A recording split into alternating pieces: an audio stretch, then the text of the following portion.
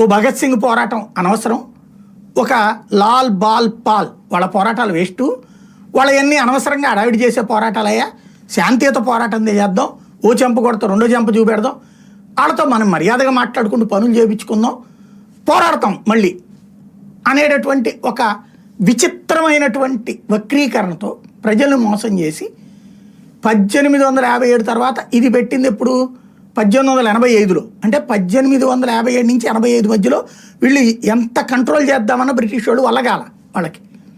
అప్పుడు 1885లో ఏవో హ్యూమ్ చేత ఈ పార్టీ పెట్టించారు. నడిపించేదంతా బ్రిటిష్ వాళ్ళు.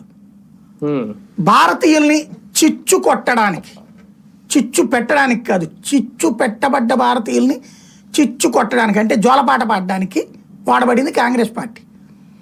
ఆ సిద్ధాంతాలతో 1885 ఎక్కడ, 1947 ఎక్కడ, అంటే దాదాపు 65 ఏళ్ళు స్వతంత్రాన్ని భారతదేశానికి రాకుండా ఆపారు వీళ్ళు జాగ్రత్తగా.